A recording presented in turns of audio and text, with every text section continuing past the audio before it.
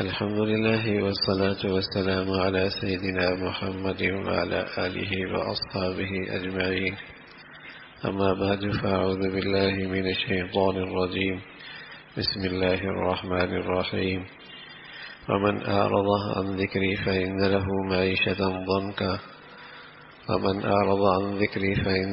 معيشة ضنكا ونحشره يوم القيامة أعمى قال رب لم حشرتني أعمى وقد كنت بصيرا قال كذلك أتتك آياتنا فنسيتها وكذلك اليوم تنسى وكذلك نجزي من أسرف من يؤمن بآيات ربي. صدق الله العظيم. اللهم صل على سيدنا محمد النبي الأمي وعلى آله وأصحابه وسلم. اللهم صل على سيدنا محمد النبي الأمي وعلى آله وأصحابه وسلم. میرے معزز مسلمان بزرگوں، عزیز بھائیوں اور امت مسلمہ کے مقدس ماں اور بہنوں، ہر آدمی کی چاہت ہے اور خواہش ہے کہ اس کے احوال درست رہے، اس کے احوال درست رہے، اس کے حالات اچھے رہے، آج کی بھی اور کل کی بھی، یہ زندگی بھی اچھی ہو، آنے والی زندگی بھی اچھی ہو. ہر آدمی کی یہ چاہت ہوتی ہے کہ اس کے اصلاح احوال ہوں، اس کے حالات، اس کے احوال اچھے ہو جائے. ہر آدمی چاہتا ہے، لیکن میرے عزیزو اچھے ہوتے نہیں ہیں، اس لیے کہ اللہ نے اصلاح احوال کا اور حالات کے درست ہونے کا جو راستہ بتایا ہے، مسلمان اسے بھول گیا. اللہ نے اور اللہ کے رسول نے یہ بتایا کہ احوال درست ہوں گے جب اعمال درست ہوں گے. آج ہر شخص کو اصلاح احوال کی تو فکر ہے، ہر شخص کو اصلاح احوال کی تو فکر ہے کہ پریشانیاں ختم ہو جائیں، مشکلات دور ہو جائیں، احوال اچھے ہو جائیں، لیکن آج اصلاح اعمال کی کسی کو فکر نہیں.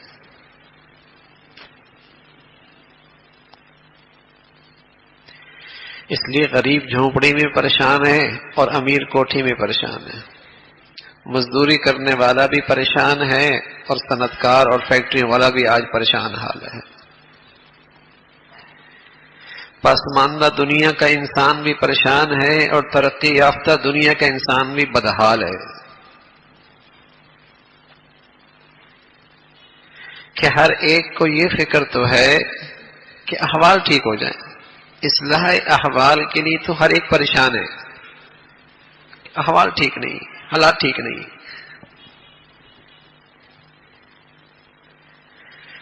اور اللہ نے اور اللہ کے رسول نے اور اللہ کے قرآن نے بتایا کہ اصلاح احوال کا تعلق اصلاح اعمال سے.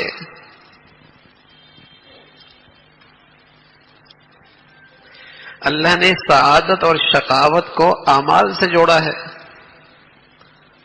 ہر عمل کا اللہ نے ایک رد عمل رکھا ہے.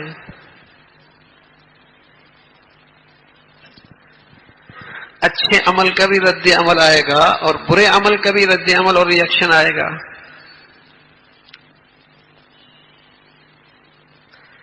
اپنے احوال سب اچھا دیکھنا چاہتے ہیں لیکن اپنے اعمال سب اچھے کرنے کی فکر نہیں ہے. اور یہ فکر کیوں نہیں ہے؟ یہ فکر کیوں نہیں ہے؟ یہ فکر اس لیے نہیں ہے کہ میرے عزیزو ہمارا یہ ذہن بنا ہوا ہے کہ اعمال کا حالات سے کوئی تعلق نہیں ہے. یہ ہماری سوچ بنی ہوئی ہے کہ اعمال سے ہمارے احوال سے کیا تعلق؟ ہمارے حالات کا تعلق تو ہماری دکان سے ہے، ہماری فیکٹری سے ہے، ہمارے کارخانوں سے ہے، ہماری مہنگائی سے ہے، ہمارے حکومت سے ہے، ہمارے حالات جسے کہیں کہ مادی چیزوں سے ہے، مادی اسباب سے ہے، پیسے سے ہے، دولت سے ہے، مادی حالات سے ہے، اعمال سے کیا تعلق ہے؟ یہ ذہن خراب ہو گیا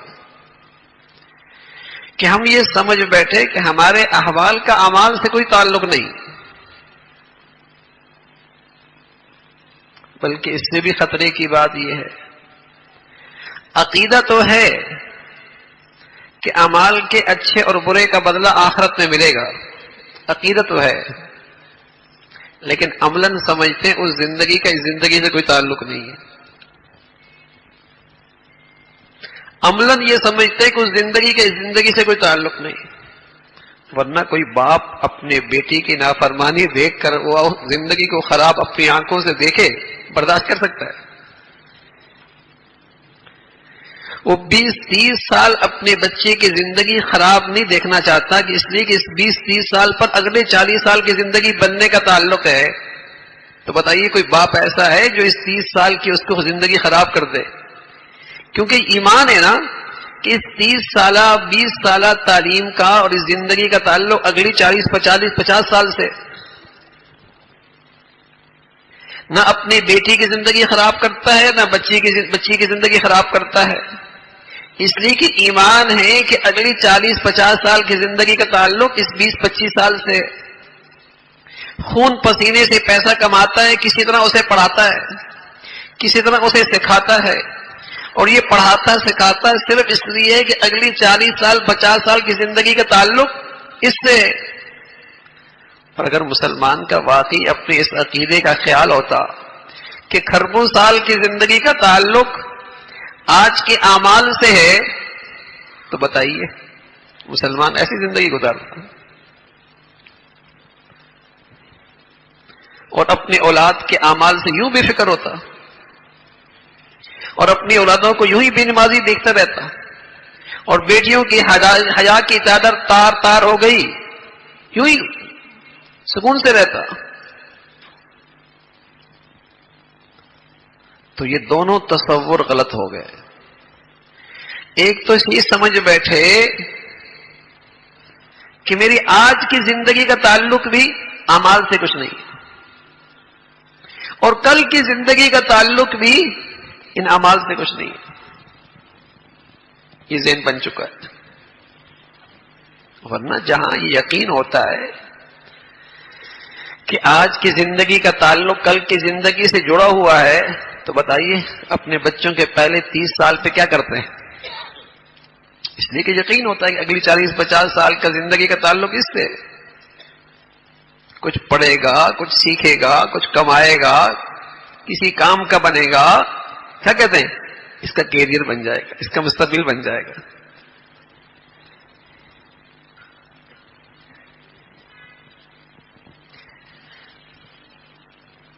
تو یہ ایک بڑے دو قصور آ گئے ہماری زندگیوں میں، ذہن خراب ہو گیا۔ ایک تو ہم یہ سمجھ بیٹھے کہ زندگی کا اعمال سے کوئی تعلق نہیں، نماز سے کیا تعلق زندگی کا، سچ بول رہے ہیں کیا تعلق نماز زندگی سے، دیانت کا کیا تعلق آج کی دنیاوی زندگی سے، حرام نہ کھانے کا کیا تعلق ہے آج کی زندگی سے۔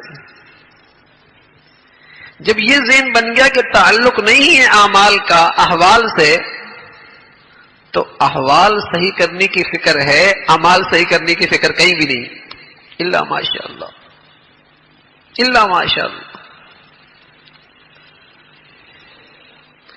ورنہ جب بھی احوال خراب ہوتے ہیں تو احوال کی طرف، اعمال کی طرف نظر نہیں جاتی۔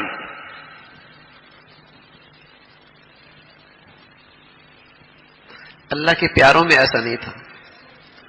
وما كان قولهم الا ان قالوا ربنا اغفر لنا ذنوبنا واسرافنا فما وهنوا لما اصابهم في سبيل الله وما ضعفوا وما استكانوا والله يحب الصابرين وما كان قولهم الا ان قالوا ربنا اغفر لنا ذنوبنا واسرافنا في امرنا وثبت اقدامنا۔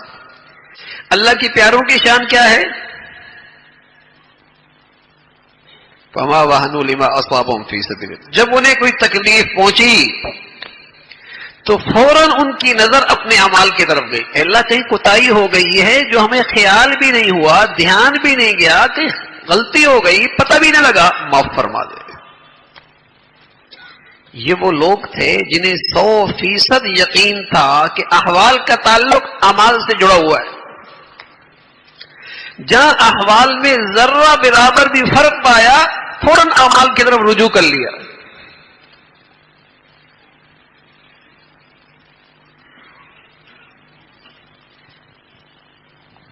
قرآن بھرا پڑا ہے, اللہ کے نبی کے ارشادات ہیں کہ احوال کا تعلق, اس زندگی کا تعلق, اگلی زندگی کا تعلق اعمال سے. اتنی بڑی گمراہی آ گئی, اتنی بڑی گمراہی آ گئی کہ آج اس کے نتیجے میں حالات کتنی خراب کیوں نہ ہو جائیں, انفرادی, گھریلو, خاندانی, معاشرتی, قومی, کتنی حالات کیوں خراب نہ ہو جائیں, اصلاح اعمال کی طرف نظر ہی نہیں جاتی. ہاں اگر زیادہ نظر جاتی بھی ہے تو کسی عامل کی طرف جاتی ہے, کسی تعویذ گنڈے کی طرف جاتی ہے, اور زیادہ بزرگی آ گئی تو کسی کی نظر لگ گئی ہوگی, کسی نے کچھ کر دیا ہوگا.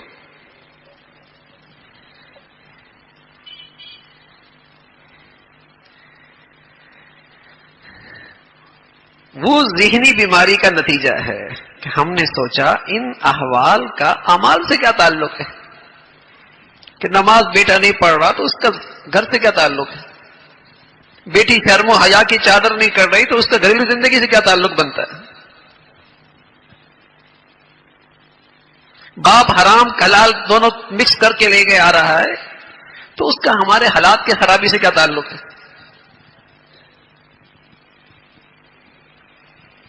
جھوٹ بول کے, خیانت کر کے آج کمایا ہے, اس کا میری زندگی سے کیا تعلق ہے.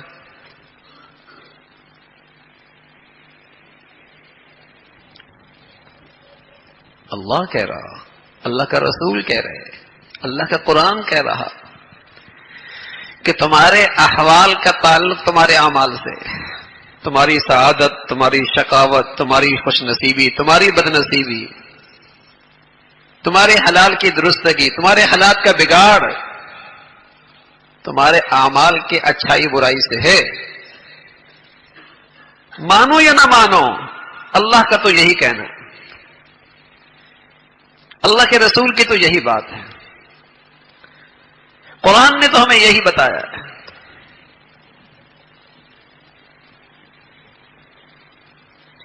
کہ زندگی سنوارنی ہے, حالات بنانے ہیں تو اعمال ٹھیک کر لو. ہم کہتے نہیں آمدنی ٹھیک ہو جانی چاہیے, ہم کہتے نہیں کاروبار ٹھیک ہو جانا چاہیے. ہم مادی اسباب و وسائل پر وہ تو نظر رکھتے ہیں, اعمال کی فکر نہیں ہوتی.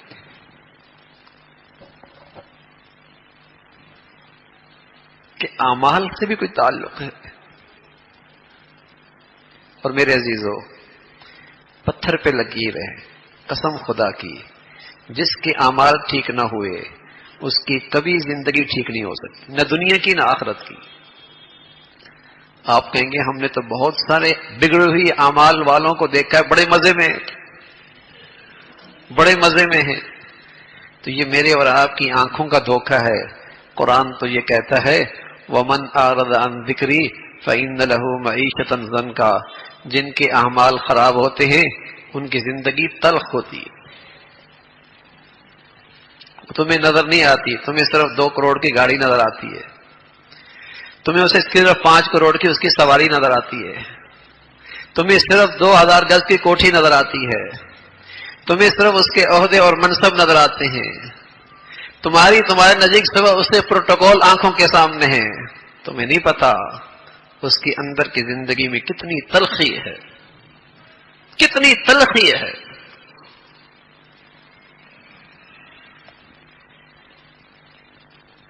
اور یہ آج کا اور کل اس سے زیادہ خوفناک.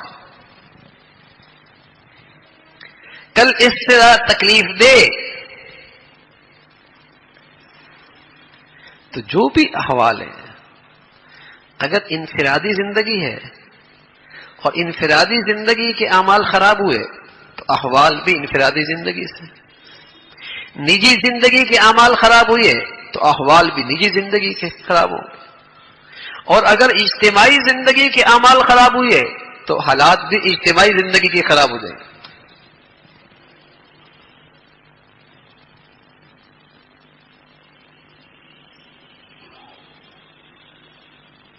ایسا ہی ہو.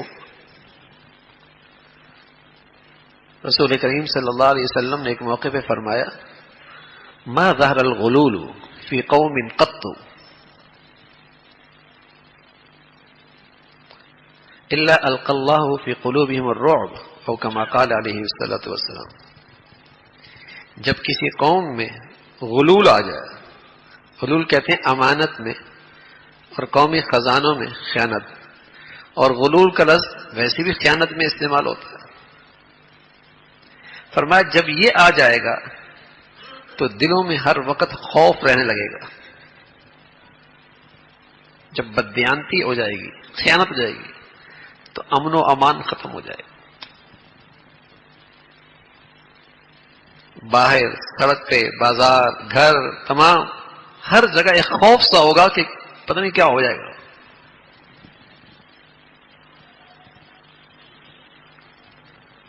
یہ عمل خراب ہوا، اس کا یہ رد عمل آئے گا.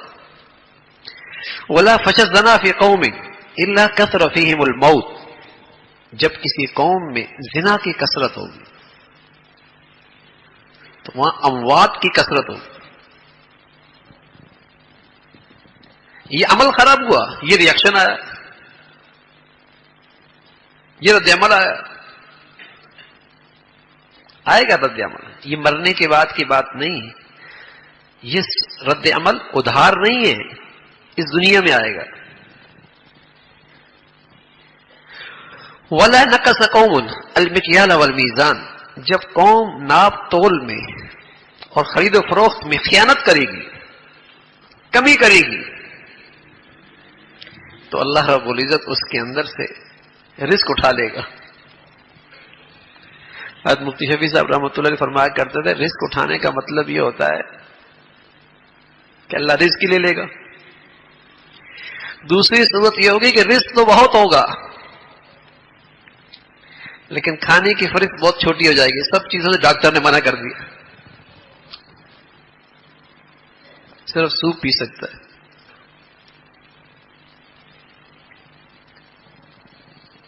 دولت کے ڈھیر ہیں، چپاتی نہیں کھا سکتا.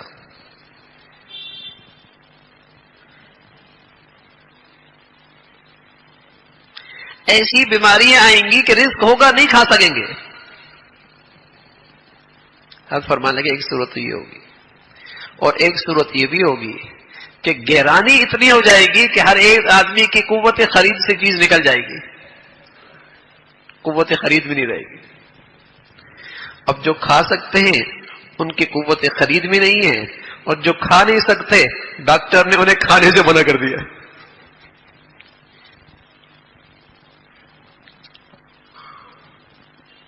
جو کھا سکتے ہیں ان کی قوت خرید بھی نہیں ہے، اور جو خرید سکتے ہیں وہ کھا نہیں سکتے.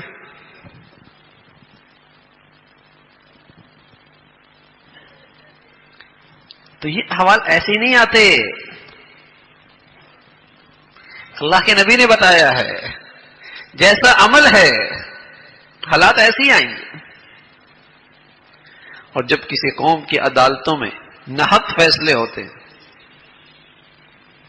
تو وہاں خون کا بہنا کثرت سے ہو جاتا ہے، قتل و غارت کی کثرت ہوتی ہے. اور جب قومیں آج چکنی کیا کرتی ہیں، وعدہ خلافی کیا کرتی ہیں، پھر کیا ہوتا ہے؟ اللہ اس پر دشمن مسلط کر دیتا. تو بتائیے ان 5 چیزوں میں سے کون سی ایسی چیز نہیں جو ہم میں نہیں ہے؟ اور بتائیے کون سا رد عمل ایسا ہے جو نہیں آیا؟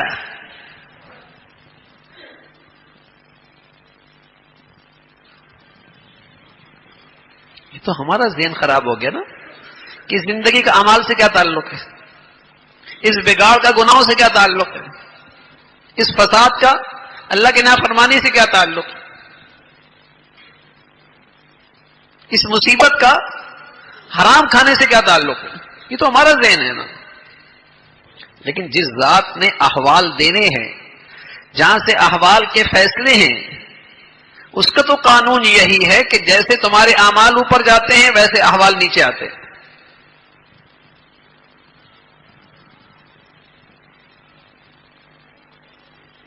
اس ذات کا تو یہی فیصلہ ہے.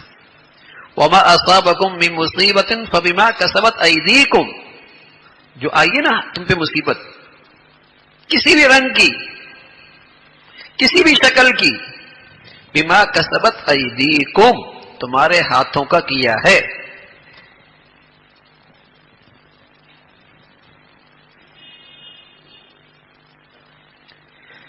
تو میرے عزیزو، یہ ہدایات اللہ کی طرف سے جو آئی ہیں، اللہ کے رسول نے بتائی ہیں، یہ صرف اس لیے کہ جب بھی کوئی چیزیں تمہیں زندگی میں ناگوار اور مشکل آئے، پریشانی آئے، تو سب سے پہلے اپنے اعمال کی اصلاح کی فکر کرو. کہیں نقص کہاں ہے، خطا کہاں ہوئی ہے، کون سا ایسا گناہ سرزد ہوا ہے، کہاں خطا ہوئی ہے. ہم کہتے ہیں جھوٹ بولنے سے کیا ہونا ہے، غیبت کرنے سے کیا ہونا ہے، اندر حسد کینہ بغض رکھا ہے. حضرت مفتی شفیع صاحب رحمۃ اللہ علیہ فرمایا کرتے تھے، جیسے زنا گناہ ہے نا زہری جسم کا، چوری کرنا گناہ ہے نا زہری جسم کا، جیسے شراب پینا گناہ ہے نا زہری جسم کا. فرمایا کرتے تھے ایسی دل میں کبر رکھنا، تکبر ہونا، اور اس دل کے اندر دوسرے کے لیے کینہ اور بغض رکھنا، اس دل کے اندر ریاکاری کا جذبہ ہونا، فرمایا یہ بھی شراب اور زنا کی طرح کے گناہ ہیں.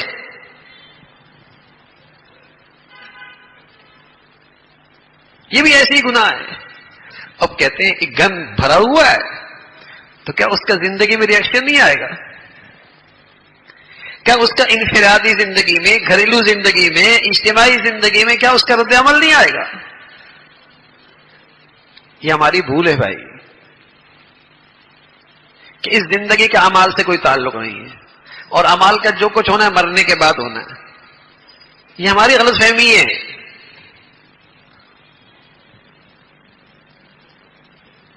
یہاں بھی رد عمل ہوگا، وہاں پورا کا پورا اجر و ثواب ملے گا، سزا پوری کی پوری ہوگی، لیکن ہر چیز ادھار پہ نہیں ہوگی.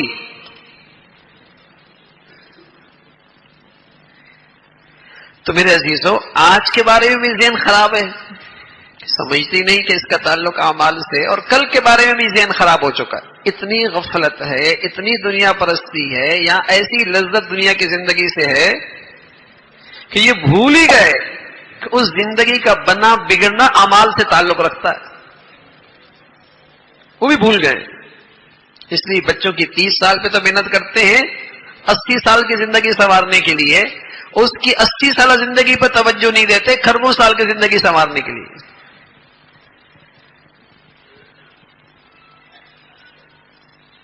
اس پہ توجہ نہیں ہوتی. تو احوال کی درستگی اعمال کی درستگی کے ساتھ.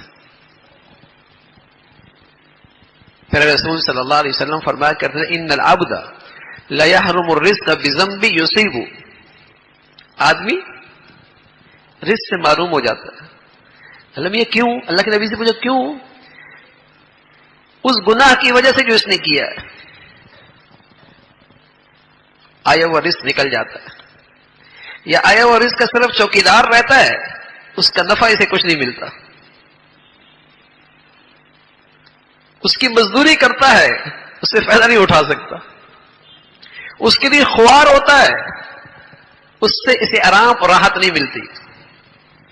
مال اکٹھا کیا خوار ہوا، پریشان ہوا، راحت کوئی نہیں ملی اسے. جن کے ہاتھوں میں دیا اس مال نے اور زیادہ دکھ دیا، غم زدہ کر دیا. شاید نہ ہوتا تو اتنا دکھی نہ ہوتا، اتنی پریشانی نہ ہوتی. اور یہ کیوں ہوا؟ ان العبد لیحرم الرزق بذنب یصیب، گناہ کی وجہ سے رزق کے اس نفع سے محروم ہو گیا. گناہ آئے گا، رد عمل آئے گا.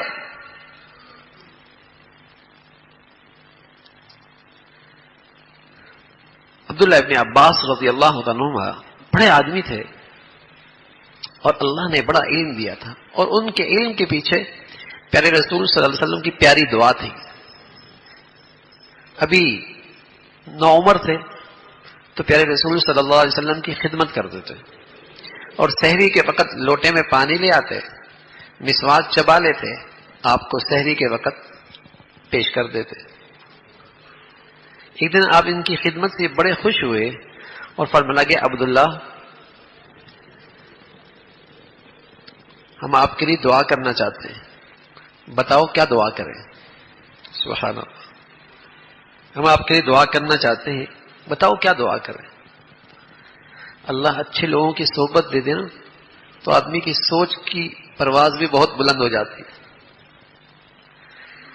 اللہ رب العزت اچھے لوگوں کا جوڑ دے نا تو آدمی کی فکر اور سوچ بھی بہت بلند ہو جاتی ہے. اور گھٹیا لوگوں کے آدمی اٹھتا بیٹھتا ہے نا، اس کی سوچ اور فکر بھی، اس کے اندر بھی فساد آ جاتا ہے. تو عبداللہ ابن عباس رضی اللہ عنہ خوش نصیب تھے، اللہ کے نبی کی رفاقت ملی، خدمت ملی، صحبت ملی، تو سوچ کی پرواز بھی بہت بلند ہے. کہنے لگے یا رسول اللہ دعا کیجیے اللہ مجھے قرآن کا علم نصیب فرما دے. بڑے بڑے لوگ موجود تھے آپ کے زمانے میں، لیکن آپ کو مقام کیا ملا؟ آپ امام المفسرین بنے، قرآن کی تفسیر کرنے والوں کے امام بن گئے. جہاں کسی آیت کے مفہوم میں اور تفسیر میں مشکل آتی یا مختلف رائے ہوتی تو پوچھا جاتا کہ پوچھیے ذرا عبداللہ ابن عباس کیا کہتے ہیں، ان کی رائے کیا ہے. ایسا علم تو آپ فرمایا کرتے تھے، آپ نے بتایا کہ اعمال کا رد عمل آتا ہے اس دنیا میں بھی، اچھے اعمال کا اور برے اعمال کا. فرمایا کرتے تھے ان الحسنۃ ضیاء للوجہ وقوۃ فی البدن وسعۃ فی الرزق ومحبۃ فی قلوب الناس وان للسیئۃ اساء للوجہ وضعفا فی البدن وضیقا فی الرزق وبغضا فی قلوب الناس او کما قال. فرمایا نیکیوں کا بھی اپنا ایک رد عمل ہے اور نیکیوں کا بھی اپنا ایک اثر ہے. بس نیکیوں سے مراد یہ ہوتا ہے کہ نیکیوں میں گناہوں کی ملاوٹ نہ ہو، یہ یاد رکھیے گا. نیکی خالص. فرمایا خالص نیکی کا یہ اثر ہوتا ہے اللہ اس کے چہرے کو بارونق بنا دیتا ہے، جیتے جی بھی اور دنیا سے جاتی ہوئی بھی. بیان للوجہ، اور اللہ اس کے بدن کی طاقت میں برکت بھر دیتے ہیں، قوت بھر دیتے ہیں. یہ نہیں پہلوان بن جاتا ہے، نہ نہ نہ، اللہ اس بدن سے اتنے کام لیتے ہیں کہ بس اوقات یقین ہی نہیں آتا. وقوۃ فی البدن، اور اللہ اس سے رزق کی تنگی ہٹا دیتے ہیں. جس چیز کی جب ضرورت پڑتی ہے اللہ آسانی سے مہیا کر دیتے ہیں، اور جو دے رکھی ہے اللہ اس میں برکت دے دیتے ہیں. اور نیکی کا خاصہ ہے اور نیکی کا اثر ہے. عبداللہ ابن عباس فرمانے لگے اللہ سلیم الفطرت لوگوں کے دلوں میں اس کی محبت ڈال دیتے.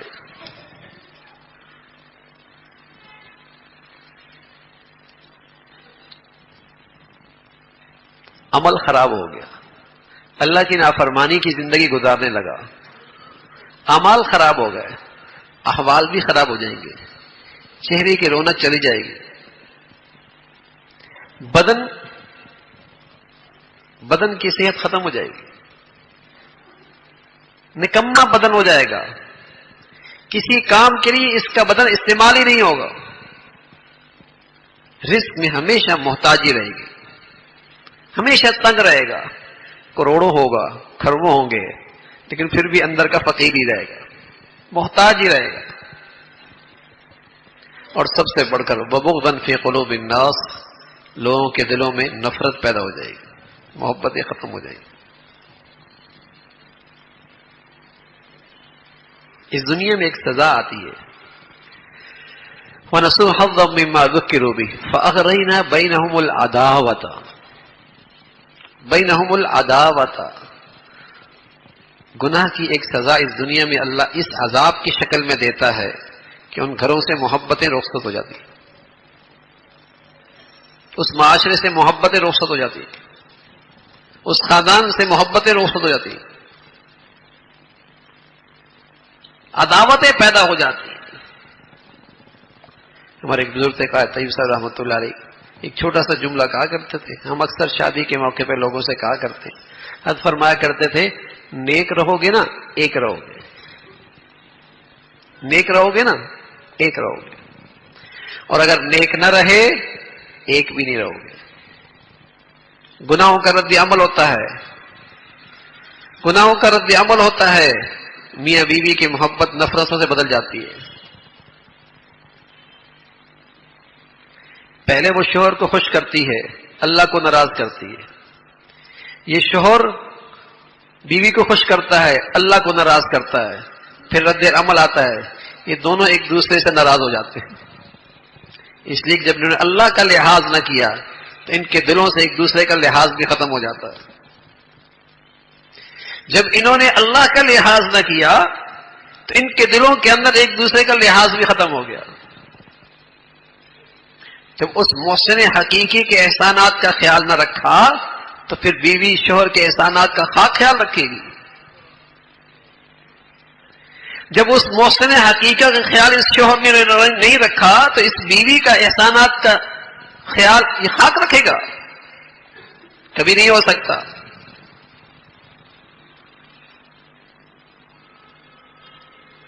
تو گناہوں کی ایک سزا اس دنیا میں محبتوں کی مٹھاس سے وہ اولادیں محروم ہو جاتی ہیں، محبتوں کی مٹھاس سے وہ ازواجی رشتہ خالی ہو جاتا ہے، محبتوں کی حلاوت سے وہ گھر خالی ہو جاتا ہے۔ یہ پتھر پہ لکیریں میاں کسی گھر میں نہیں دیکھو گے، جس گھر میں اللہ کی نافرمانیاں ہوں گی وہاں نہ سکون رہے گا نہ محبتیں رہیں گی۔ جس گھر میں اللہ کی نافرمانی ہوگی، گاڑی ہو سکتی ہے، بنگلہ ہو سکتا ہے، کارخانے ہو سکتے ہیں، فیکٹریاں ہو سکتی ہیں، آمدنیاں ہو سکتی ہیں، لیکن محبتیں اور سکون نہیں ہو سکتی۔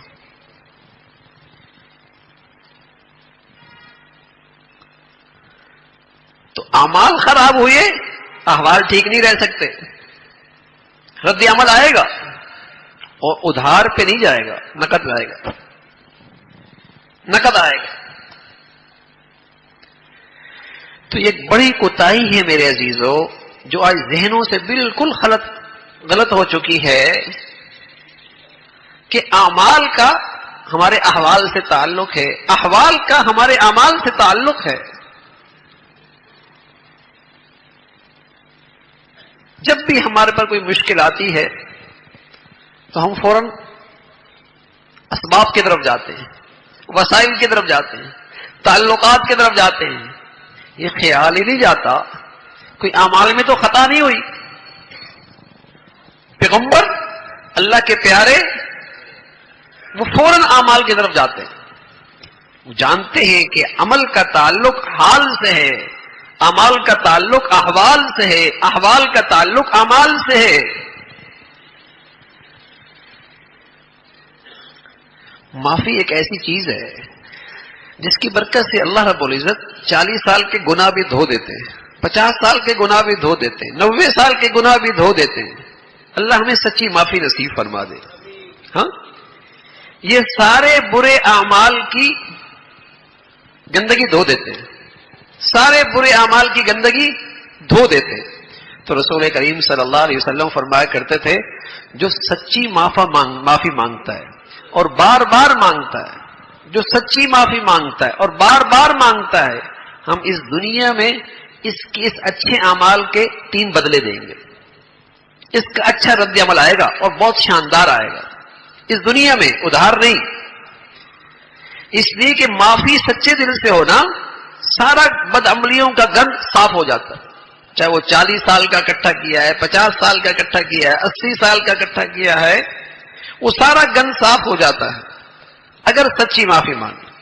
تو پیارے رسول صلی اللہ علیہ وسلم فرمایا کرتے تھے جو سچی معافی مانگتا ہے اور بار بار مانگتا ہے، من لزم الاستغفار، من لزم الاستغفار، جو بار بار معافی مانگتا ہے تو ہم اللہ اسے 3 انعام اس دنیا میں دیتا ہے. عمل اچھا ہوا، احوال اچھے آئے، اور ایسے شاندار انعام ہیں.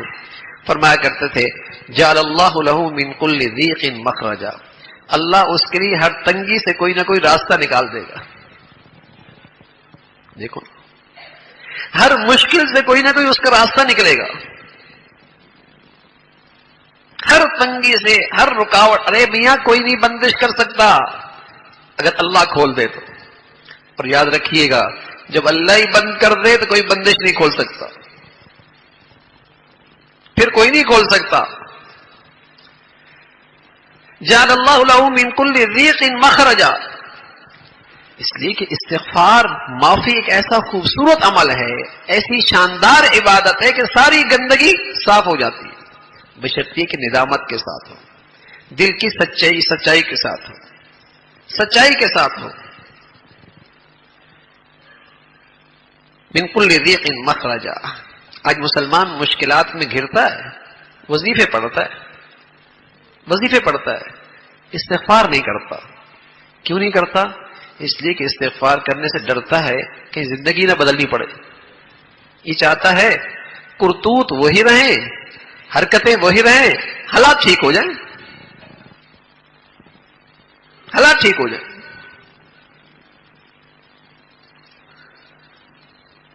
تو استغفار ندامت کے ساتھ ہوگا. جعل اللہ له من كل ضيق مخرجا، ہر تنگی سے کوئی راستہ نکل جائے گا. ومن كل هم فرجا، اللہ کریم اسے ہر غم اور ہر ہم سے نجات نصیب فرما دے گی. سبحان اللہ. اب دیکھیے نا، ہر آدمی کسی مشکل میں پھنسا ہوا ہے، یا ہر آدمی کسی غم میں مر رہا ہے. صحت کا غم، ساس کا غم، بہو کا غم، شوہر کا غم، بیوی کا غم، اولاد کا غم، غم ہی غم. نہیں ہے تو وہ بھی غم میں ہے، جس کی ہوئے وہ بھی غم میں ہے، جس کی جوان ہو گئی برسرے روزگار ہے وہ بھی غم میں ہے، جس کی اولاد کما رہی ہے وہ بھی غم میں. اللہ معاف فرمائے، اللہ معاف فرمائے. ایسی مصیبت آئی ہے ان گناہوں کی نحوست میں، کہیں زندگی کا چین نہیں رہا. سب کچھ ہوتے ہوئے بھی لاکھوں کروڑوں سے زیادہ نعمتیں اللہ نے دے رکھی ہیں، لیکن ان نعمتوں میں لذت نہیں رہی، ان نعمتوں کا لطف نہیں رہا، ان نعمتوں میں آرام اور سکون نہ رہا. یہ ان گناہوں کی نحوست ہے. جعل اللہ له من كل ضيق مخرجا ومن كل هم فرجا، ہر غم سے، ہر ہم سے نجات. سبحان اللہ. اللہ ہمیں ایسی زندگی نصیب فرما دے اور سچی توبہ اور معافی سے ہمارے گناہوں کی گندگی صاف ہو جائے. یقین جانیے یہ دنیا جنت لگے گی، جھونپڑی والا بھی جنت کے مزے لوٹے گا. امام تیمیہ رحمۃ اللہ علیہ وقت کے حاکم نے انہیں جیل ڈالنے کا آرڈر جاری کر دیا. اس کے کرندے انہیں جیل لے کے جا رہے ہیں. آپ کے چہرے پہ اطمینان ہے، کہنے لگے آپ بڑے خوش ہیں، آپ تو جیل جا رہے ہیں. فرمایا میری جنت تو میرے دل میں ہے، یہ مجھ سے کون چھین سکتا ہے. اب تنہائیوں میں جنت سے خود ہی مزے لیں گے. یہ اندر جنت کا مزہ دیتا ہے، اندر خوش ہے. اصل زندگی تو آدمی کے اندر کی بے چینی ہے نا. کوٹھی بڑی ہو، کھانے شاندار ہو، گاڑی اچھی ہو، اور اندر سے آدمی دکھی ہو، بتائے مزہ آئے گا؟ ذہنی الجھن کا شکار ہو اور محل نما گھر ہو، بتائیے اس کو مزہ آئے گا؟ اور یہاں جنت کا مزہ ہو، سبحان اللہ، چٹائی پر بھی مزے کی نیند آئے گی، پھٹے پرانے کے اندر بھی بادشاہوں کی طرح سکون سے رہے گا. یہاں اصل اندر ہے نا. وَمِن كُلِّ هَمٍّ فَرَجًا، اور تیسری چیز کیا ملے گی؟ اگر معافی ہماری سچی ہو جائے اور گناہوں کا گند صاف ہو جائے، تیسری چیز کیا ملے گی؟ وَرَزَقَهُ مِنْ حَيْثُ لَا يَحْتَسِبُ، اللہ اسے روزی وہاں سے دیں گے جہاں سے اسے وہم و گمان بھی نہیں ہوگا. سبحان اللہ. ایک راستہ بند ہوگا، اللہ دوسرے راستے سے دے دے گا. دوسرا بند نہیں ہوا، تیسرے سے اللہ دے دے گا. ادھر سے کچھ ہوا، اللہ چوتھے سے دے دے گا. وہ تو رزاق ہے، وہ تو رزاق ہے. اس کے خزانوں میں کیا کمی ہے بھائی؟ اور اس کے پیغمبر نے ہمیں بتا دیا، اس کے سچے نبی نے ہمیں بتا دیا، جو معافی مانگ کے اپنے گناہوں کی گندگی صاف کر لے گا، اللہ رب العزت اس پہ رزق کی اور معاش کی تنگی نہیں آنے دیں گے. رزق کی اور معاش کی تنگی نہیں آنے دیں گے.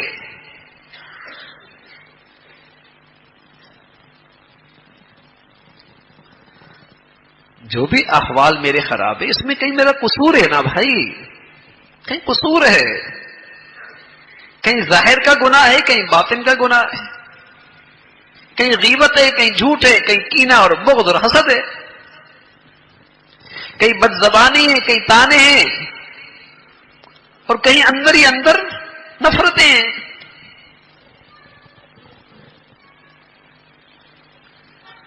تو اعمال کا اس زندگی سے تعلق ہے، اس زندگی سے تعلق ہے.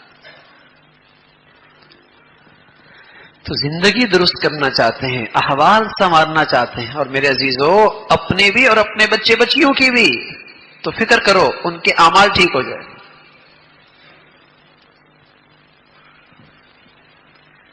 عمر بن عزیز رحمت اللہ علیہ دنیا سے جانے لگے، امیر المومنین تھے، خزانے کا سارا اختیار آپ کے پاس تھا. اپنے بچوں کے لیے کوئی لمبی چوڑی دولت چھوڑ کے نہیں گئے، چند سکے چھوڑ کے گئے. کسی نے کہا عمر بن عزیز تیرے بچے ہیں، کچھ چھوڑ کے بھی نہیں گیا اور جا رہا ہے. کہا بہت کچھ چھوڑ کے جا رہا ہوں، انہیں ایسے اعمال کرا دیے اور اسے ایسے اعمال دے کے جا رہا ہوں جب چاہیں گے اللہ کے خزانے سے لے لیں گے.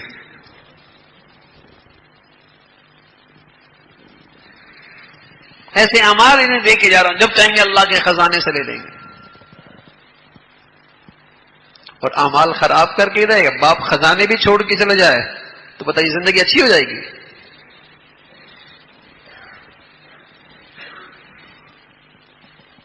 پھر تو جھونپڑیوں والے خودکشیاں زیادہ کرتے ہیں نا. پھر تو پسماندہ دنیا کے لوگ خودکشیاں کرتے، یہاں تو ترقی یافتہ کی دنیا کے لوگ خودکشیاں کر رہے ہیں.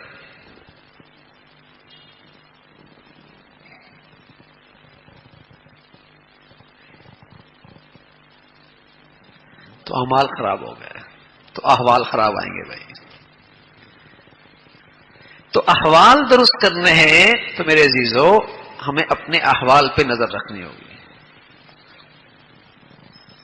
یہ بڑا ذہنی فطور ہے اور یہ بڑی گمراہی ہے کہ ہم سمجھ بیٹھے کہ اس زندگی کا اعمال سے کیا تعلق ہے، زکوٰۃ سے کیا تعلق میری زندگی کا. آپ فرمایا کرتے تھے رسول ادھر حتیم میں بیٹھے ہوئے تھے بیت اللہ کے پاس اللہ کے نبی صلی اللہ علیہ وسلم، تو پتہ چلا کہ فلاں آدمی کا پانی سمندر میں تھا اور ضائع ہو گیا. آپ فرمایا میں قسم کھا کے کہتا ہوں، قسم کھا کے کہتا ہوں کسی کا مال خشکی اور تری میں ضائع نہیں ہوتا، ہاں اس کی زکوٰۃ کی ادائیگی ٹھیک نہیں ہوتی. زکوٰۃ کی ادائیگی فرمایا میں قسم کھا کے کہتا ہوں کہ جس کے مال میں زکوٰۃ کی رقم مل گئی اس کا بقیہ مال بھی خراب ہو گیا، ضائع ہو گیا، خطرہ آ گیا اس میں بربادی کا. اور محدثین نے فرمایا مال میں زکوٰۃ کی رقم مل گئی کا مطلب یہ ہے کہ ایک آدمی زکوٰۃ کا مستحق نہیں اور زکوٰۃ لے رہا ہے، اپنا بقیہ مال بھی خراب کر دیا. اور دوسری صورت یہ کہ زکوٰۃ پوری نہیں نکالی،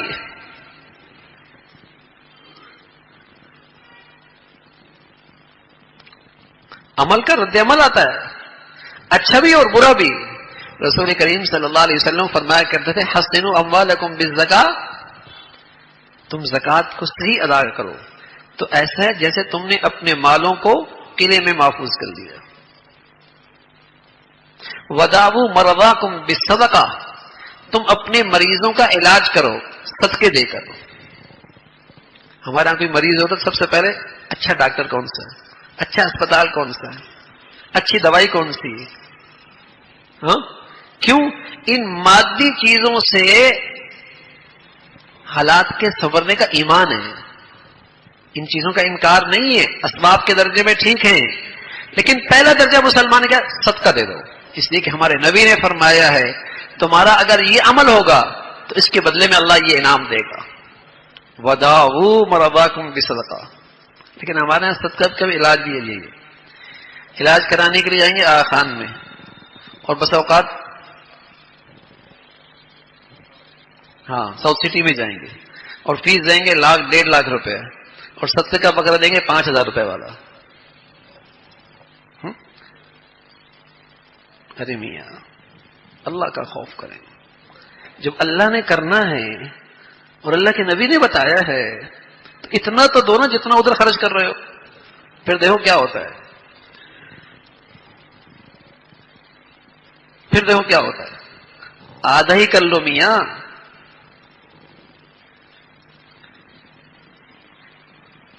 اس لیے کہ وہاں یقین ہوتا ہے کہ دیں گے تو ٹھیک ہو جائے گا. یہاں رسم پوری ہوتی, دے دو یار. اگر یقین ہوتا تو یہاں بھی کھلے دل سے خرچ کرتا نا. صدقہ کھلے دل سے نہیں کرے گا. جب اللہ کے نبی کہہ رہے وَدَاوُوا مَرَضَاكُمْ بِصَدَقَةٍ, صدقے سے تمہاری بیماری کا علاج ہے.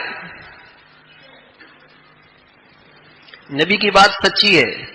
میرے صدقے دینے میں قصور ہے, میری نیت میں فطور ہے, میرے یقین میں فطور ہے.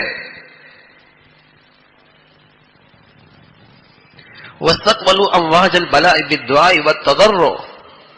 آنے والی مشکلات کا راستہ روکو, پریشانیوں کا راستہ روکو. کس کے ذریعے؟ دعاؤں میں گڑ گڑا کر, تنہائیوں میں بیٹھ کر, اکیلے بیٹھ کر, راتوں میں اٹھ کر اللہ کے سامنے جب گڑاؤ گے, رو گے, تو آنے والی آفتوں کا دروازہ بند ہو جائے گا. تو عمل کا احوال سے تعلق ہے, عمل کا حالات سے تعلق ہے, عمل کا ہماری زندگی سے تعلق ہے.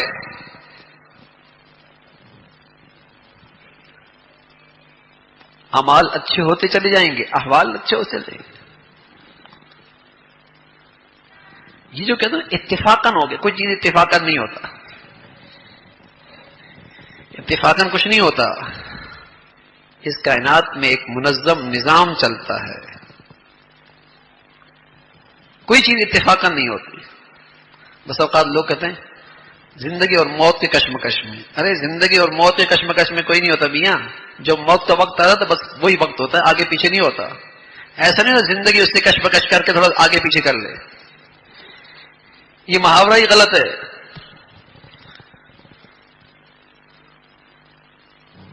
نہ یہاں کچھ اتفاقاً ہوتا ہے, نہ یہاں کوئی کشمکش ہوتی ہے.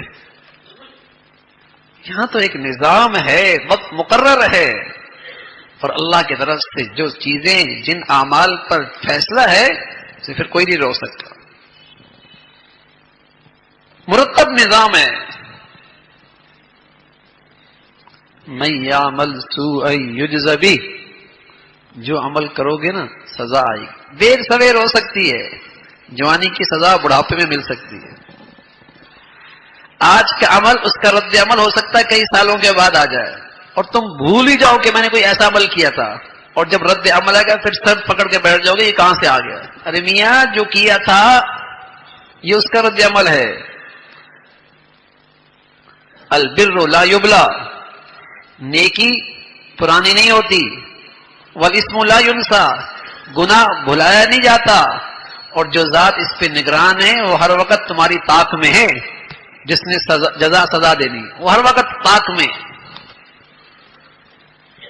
نیکی نہیں پرانی ہوتی, گناہ نہیں بھلایا جاتا.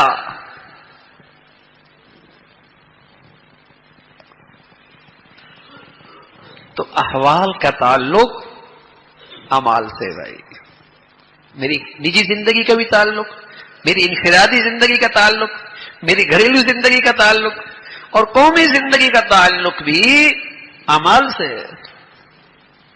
ہم کہتے ہیں یوں ہو جائے گا تو حالات ٹھیک ہو جائیں گے، ہم کہتے ہیں یوں ہو جائے گا تو حالات ٹھیک ہو جائیں گے. ہاں، اور لوگ سناتے رہتے ہیں آپ لوگوں کو بھی، نئے انتخابات ہو جائیں گے تو یہ پارٹی آ جائے گی تو یہ گروہ ہو جائے گا تو حالات ٹھیک ہو جائیں گے. ایک سے ایک نیا خناس پیدا ہو جاتا ہے، ایک نئی مصیبت آ جاتی ہے.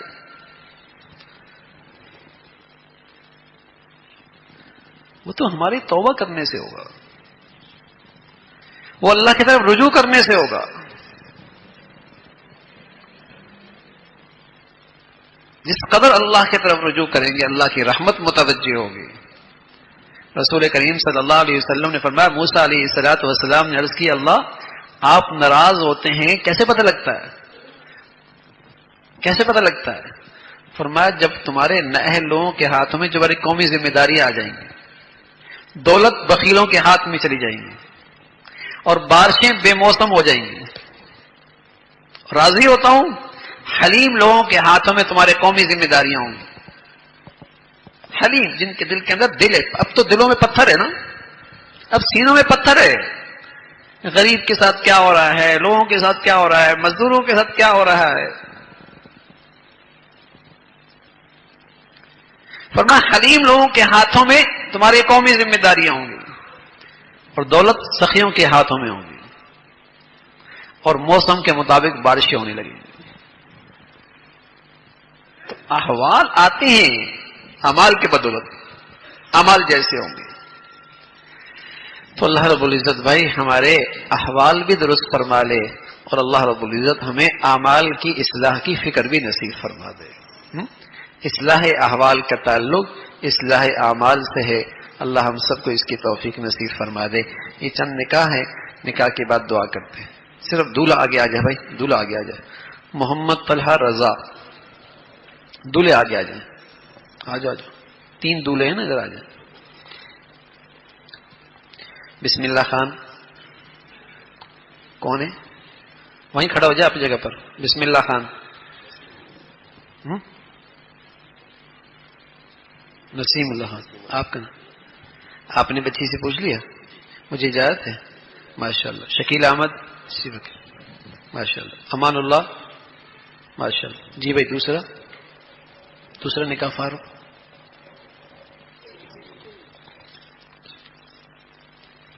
فضل الرحمان ماشاء اللہ. محمد طلحہ ماشاء اللہ. ڈاکٹر سیف اللہ خان ماشاء اللہ. بچی سے پوچھ لیا؟ مجھے اجازت ہے. ماشاء اللہ. محمد طاہر ماشاء اللہ. شفیق الرحمان ماشاء اللہ. محمد نعمان ماشاء اللہ. محمد طاہر وکیل. جی آپ نے بچی سے پوچھ لیا؟ مجھے اجازت ہے. محمد خالد ماشاء اللہ. سمیع خان ماشاء اللہ.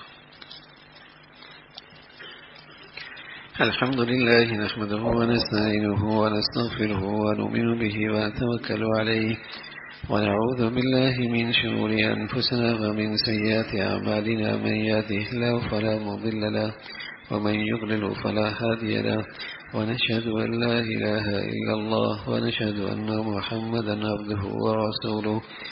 أما بعد فأعوذ بالله من الشيطان الرجيم. بسم الله الرحمن الرحيم. يا أيها الذين آمنوا اتقوا الله حق تقاته ولا تموتن إلا وأنتم مسلمون. وقال الله تعالى يا أيها الناس اتقوا ربكم الذي خلقكم من نفس واحدة وخلق منها زوجها وبث منهما رجالا كثيرا ونساء واتقوا الله الذي تساءلون به والأرحام إن الله كان عليكم رقيبا. وقال الله تعالى يا أيها الذين آمنوا اتقوا الله وقولوا قولا سديدا يصلح لكم أعمالكم ويغفر لكم ذنوبكم ومن يطع الله ورسوله فقد فاز فوزا عظيما. وقال النبي صلى الله عليه وسلم النكاح من سنتي. وقال عليه الصلاة والسلام فمن رغب عن سنتي فليس مني. وقال النبي صلى الله عليه وسلم تزوجوا الودود الولود فإني مكاثر بكم الأمم. وقال النبي صلى الله عليه وسلم أعظم النكاح بركة أيسره مؤونة، أو كما قال عليه الصلاة والسلام صدق اللہ العظیم. بھائی محمد طلحہ، میں نے آپ کا نکاح غانیہ نعیم جو کہ بیٹی نعیم اللہ خان صاحب کی، ان کے ساتھ باوکالت جناب بھائی نسیم اللہ خان صاحب، بشاہد جناب بھائی شکیل احمد صاحب، بھائی امان اللہ خان صاحب، بھائی بس 5 تولہ سونا بصورت زیورات کے 10,000 روپے نقد، اس کے عوض میں آپ نے قبول کر لیا؟ ماشاء اللہ. بھائی فضل الرحمان، میں نے آپ کا نکاح سارا نعیم کے ساتھ جو کہ بیٹی نعیم اللہ خان صاحب کی وکالت جناب بھائی ڈاکٹر سیف اللہ خان صاحب، بشاہد جناب بھائی محمد طاہر صاحب، شفیق الرحمان صاحب، بھائی بس 3 تولہ سونا بصورت زیورات کے آپ نے قبول کر لیا؟ ماشاء اللہ ماشاء اللہ. بھائی محمد نعمان، میں نے آپ کا نکاح فائزہ بنت قدیر احمد کے ساتھ باوکالت جناب بھائی محمد طاہر صاحب، بشاہد جناب بھائی محمد خالد صاحب، سمیر خان صاحب، بھائی بس 3 تولہ سونا بصورت زیورات کے آپ نے قبول کر لیا؟ اللہ بہت قبول فرما لے بھائی ماشاء اللہ. اللهم لك الحمد كله ولك الشكر كله، اللهم لك الحمد كله ولك الشكر كله، اللهم إنا على ذكرك وشكرك وحسن عبادتك، اللهم إنا على ذكرك وشكرك وحسن عبادتك.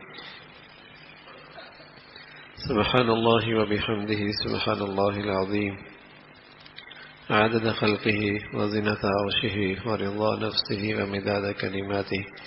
اللهم لا نحصي ثناء عليك أنت كما أثنيت على نفسك، اللهم إنا على ذكرك وشكرك وحسن عبادتك. یا ارحم الراحمین، ہم سب کے تمام صغیرہ کبیرہ گناہوں کو معاف فرما دے، ایمان والی، عافیت والی، صحت والی زندگی عطا فرما، اپنے پسند کا جینا نصیب فرما، کلمے والی موت نصیب فرما.